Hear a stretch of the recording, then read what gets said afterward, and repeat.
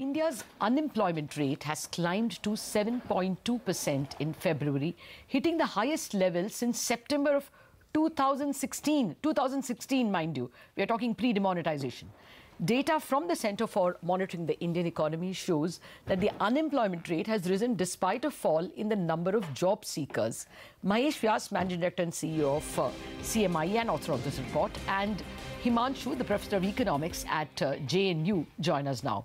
Good morning, gentlemen. Thank you very much for joining us. You are actually inaugurating our election exchange It's the Economy show. Mr. Vyas, first to come to you.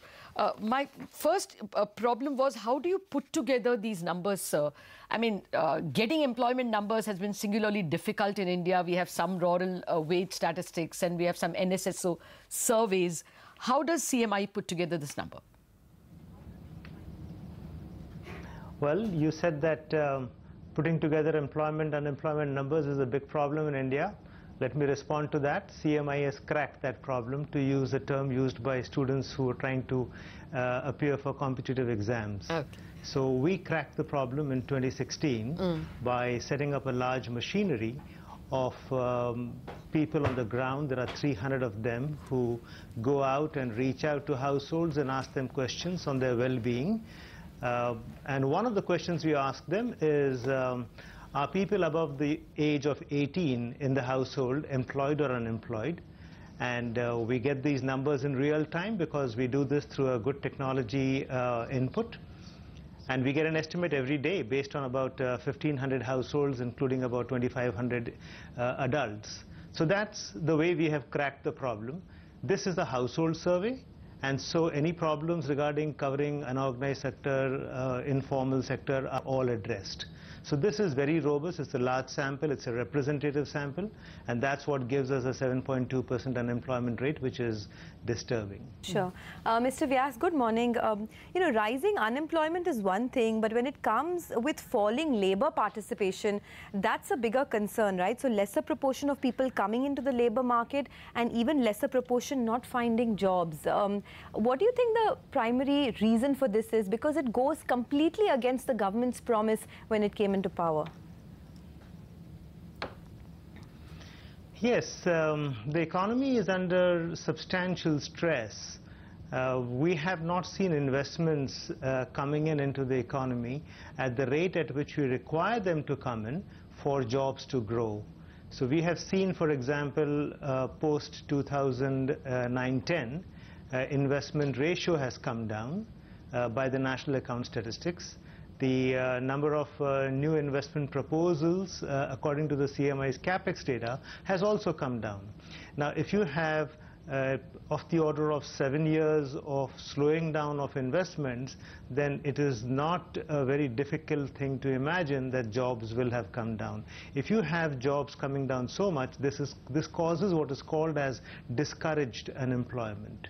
So people who came to the labor market seeking for jobs, did not get them for a long time, got discouraged and went away and left the labor market. That is a bigger distressful problem compared to the unemployment rate. Oh, thanks for that nugget. What I assumed was that somehow the lower levels have, improved in their economic status, and therefore people above the 18 are not immediately seeking jobs and are actually waiting perhaps to study a little more. This is even more disturbing if people are, not even entering because they are bogged down by the lack of jobs. Professor Himanshu, let me get you on that note.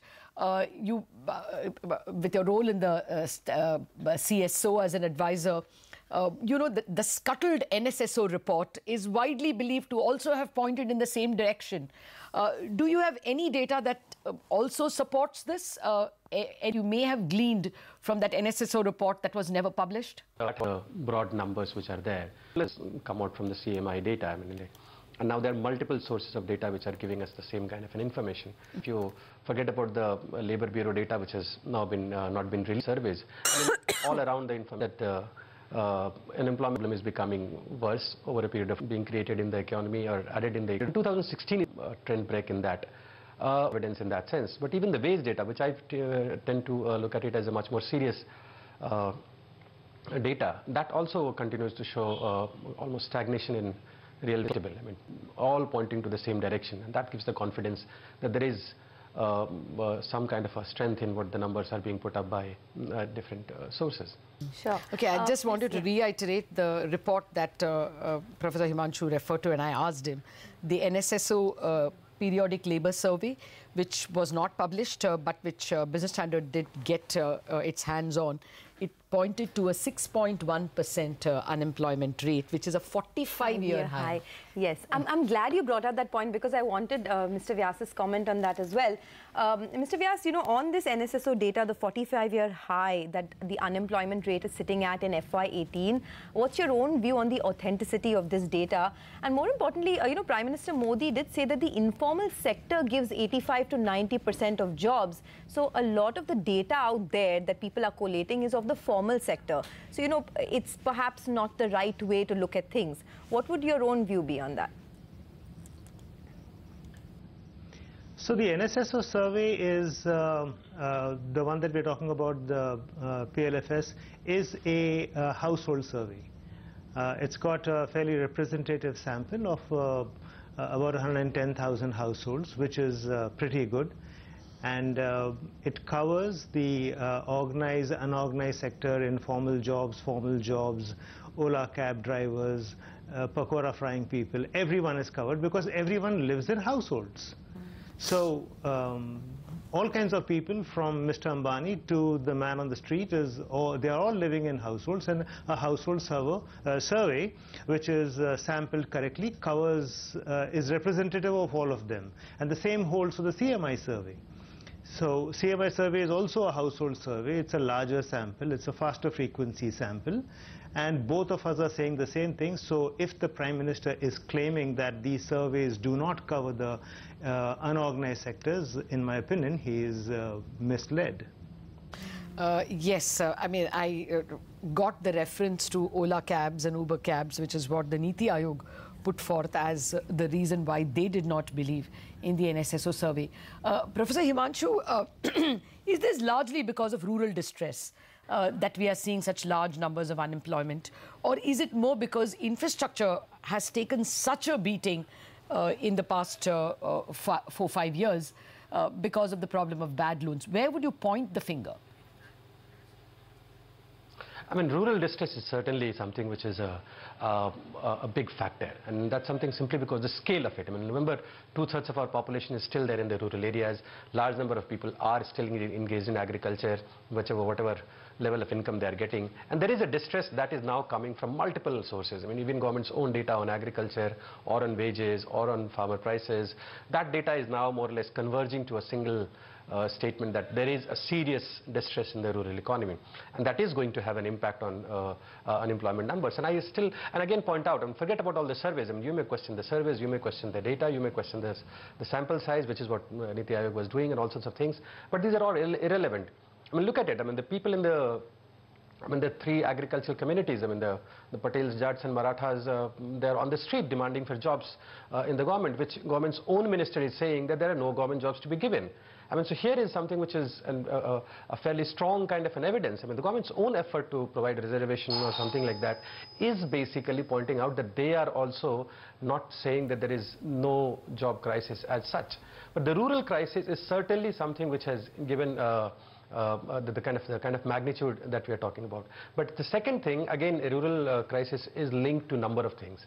The demand deflation that has happened in the rural areas is not just because of agriculture. It is because of the slowing down of the economy over a period of time. Now, as if the last the third quarter data that came out end of February again points out that we are actually slowing down despite all the numbers and doubts that are there on the GDP data.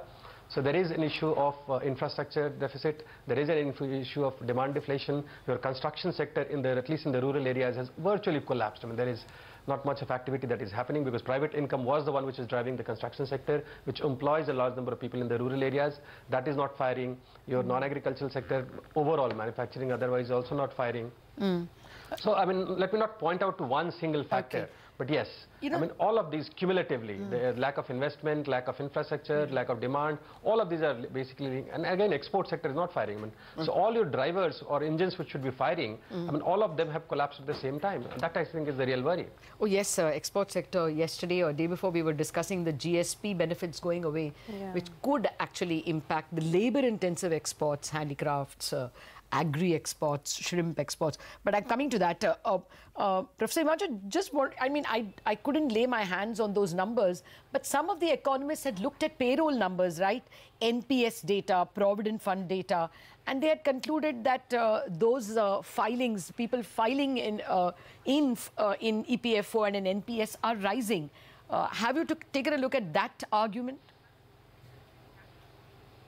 I mean, the best statement on this is by the Chief Statistician of India. I mean, like, Praveen Srivastava is on record saying that the data that is coming from EPFO or NPS or all these are basically a measure of formalization, not a measure of total creation of jobs in the economy. Even the Niti Aayog report unemployment and employment that they had, they also made it very, very clear that this is a measure of formalization, not a measure of employment creation. And look at it, in a sense, the formal sector basically is covering around 15%. And even if the formal sector, let's assume that whatever number they're saying is fine. I mean, say suppose 7 million jobs are being created every year in the formal sector, which is 15%. But there is no way to ascertain what is happening to the 85%. One thing that we know about 85%, which is there in the public domain, which is there in all the data that has been put out, is that roughly 7 million people are moving out of agriculture every year. So even if you are not looking at any other part of the 85%, the unorganized sector, you have zero addition in the total workforce, because the 7 million loss in agriculture is being counted by the 7 million positive in the formal sector. Okay. That is why the good measure of that is the household surveys, and that is where the NSSO data is something where the government is so worried about. It has now finally set up all sorts of committees to find who has leaked the data and all that, rather than basically bringing out the data in public domain and let people analyze which are the sectors where people have lost jobs, which are the sectors where people have got jobs. All this will be very clear, because the organized sector, the EPFO and the NPS and all of that is also covered by the NSSO data, as well as the informal and the agriculture sector where the jobs are being lost. So I think we will have a complete picture only when the NSSO data is released or the NSSO full report is released. Without that, any kind of an assumption based on 15% organized sector saying that 7 million has increased is not going to cut any ice as far as the employment numbers are concerned. Well, there is a lot of pressure being put on the government from various parts of the fraternity to release that data. So hopefully we'll see, we hope it sees the light of day soon. But Mr. Vyas, what about the prognosis now? We've spoken about the problem at hand, and you started off by saying that the root cause of the problem is that there is no increase in investments. I mean, 7 years of slowdown in investments has resulted in a lack of jobs.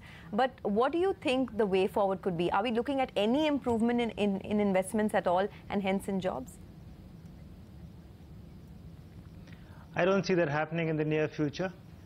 At least in 1920, there is no indication that there will be a pickup in investments, because capacity utilization is still quite low at even 74%. We require this to cross 80% before we can start believing that industry will start investing. The environment is not very conducive towards aggressive investment at this point in time. Plant load factor of thermal power plants is around 60%. That's very low. And if you have these low capacity utilization, private sector will not invest. The government itself doesn't have a budget yet which is credible for 1920. We got to see what the new budget will be. The promises are way out of line of the reality we see in the actual numbers put out, even for 18-19. So if the private sector and public sector both invest, see how investments can be seen coming up in 1920. If that is the case, we will be seeing jobs, job losses, wages being depressed for at least one more year. Okay. Well, I wanted to pose the same question to Professor Himanshu as well. But before that, Mr. Vyas, in your analysis in the CMIE survey, can you all give us any color about where the unemployment is severe, either state-wise or region-wise or sector-wise? Where does the shoe pinch the most? The best way of finding out where the shoe pinches the most is to see this by age and gender. And here we see that women are suffering the most. Their labor participation rate is falling, their unemployment rate is rising. And the younger people till recently we believe the problem is only up to the age of 25. But now we see that stress has gone up to age 30. So there is falling labor participation rate and rising unemployment till age 30. The unemployment rate of the age bracket 25 to 29 is of the order of 12%. So that is very high. Urban unemployment rate is high compared to rural, because in rural India people take whatever job is available to them. In urban India they're a little more choosy. I mean, if you've done an engineering course, if you've done an MBA, then you don't take a low wage job, which is what people in rural India are willing to take apparently. But in urban India, where people are not willing to take low wage jobs, you see a higher unemployment rate, a lower labor participation rate, more distressed unemployment. So the problems are in women, in young people, and urban India. Well, tomorrow we will be celebrating a lot of women who have achieved successes. This would be a very pertinent point to keep in mind, that for the large mass of women in India, the participation as well as unemployment, the participation is falling and unemployment is rising. Professor Himanshu, what's your projection of how this problem will pan out? Does it get worse before you see a solution? And I wanted your thought on even one more point that an economist was making, that lately construction, which was such a big magnet for rural surplus labor, has ceased to be that, not just because there isn't enough construction happening, but also because construction has stopped becoming labor intensive. You have prefabricated concrete structures that are being used. Your comments on both. Where do you see this problem troughing out or getting worse? And, whether construction is a salve at all? See, let me reiterate what Mahesh has already pointed out. I mean, as of now, if you're standing today, I mean, I don't see much happening. All the issues that you talked about, capacity utilization, I mean, surplus inventory build-up, and all sorts of things are already there. And there is no way we are getting out of it unless there is some proactive steps taken by the government to build up demand in the rural economy. And I keep coming back to it simply because that's where the problem really lies. I mean, obviously, as a run-up to the election, there is going to be some money flowing into the rural economy, whether it is income transfers or it is loan waiver or something else. So there is going to be some improvement in the rural demand. There's no doubt about it. And this normally happens during the election year. Whether that is sustainable or it is sufficient to take it forward for the next 4 to 5 years is something that we'll have to see, because we'll have to see how it basically builds up into and spills over to the other sectors. So there is a large number of ifs and buts which we'll have to be factoring in before we say, but as of now there is not a very, very positive kind of a sign that I see. The second is about construction. Remember, I mean, construction is something between 2004 to after 2004. A lot of increase in employment was, at least in the rural areas, was construction. And almost 90% of that was private construction. Not the big kind of construction. They are not building flats or real estate like in Mumbai or Delhi. These are people who are upgrading their kacha houses to pakka houses. And so there is still, and this is all labor intensive. There is not much of a machinery or capital intensity that goes into building those houses. And these are kind of poor people, and they're upgrading the kacha to pakka kind of houses. So not so much of prefab that has gone into it. But yes, they will go into it, and there's the technology as well as the quality of housing in rural India is also improving. People are going into those kind of things. But still a large volume can be absorbed in this in the construction sector, simply because that is still labor intensive. You cannot have build a house without using good amount of labor. I mean, that still continues to be the most labor intensive activity in the rural areas. So there is still a possibility, lots of scope of construction absorbing labor in the, at least the labor that is coming out from the agriculture to the non-agricultural sector. Because that's something which is there, and it's there on the field. Actually, that I think is where we should push. Sure. You fleetingly mentioned this income transfers in rural areas. Mr. Vyas, I wanted you to come in on this. Is it too simplistic to assume that all of these transfer of payments by the government, or the doles, the freebies, the loan waivers, etc., all of this is helping people remain unemployed and sort of, dissuading people from participating in the labor markets? You're absolutely right. These transfers are dissuading people from coming into the labor markets. We are actually starting to see this in our survey. There are many anecdotes that have come in over the last 1 year, 1.5 years, that the amount of doles that people get, whether this is support for one calamity or one problem or the other, is large enough, and even pensions. So pensions is a fairly big factor in dissuading youngsters from joining the labor force. We are now collecting this data more systematically to see how much of a role do these transfers play. But transfers are very, very clearly, prima facie, very, very clearly telling us that they are playing a big role. You're absolutely right in dissuading people from joining the labor forces. Okay. Well, certainly it is doing another thing, that it has increased government dissaving because of higher revenue deficits, and it is also replacing government investment spending with government consumption spending, which itself is extremely bad for the economy. For an economy that is underinvested in practically every infrastructure, it certainly is not boding well. Thank you very much, Professor Himanshu and Mahesh Vyas, for kicking off our Election Exchange It's the Economy series. We'll get you analysis of many aspects of the economy and the infrastructure in the run-up to the elections. For the moment, it's a quick break. And then, of course, we'll come back to the markets. Commodity markets is what we will analyze with Manisha Gupta.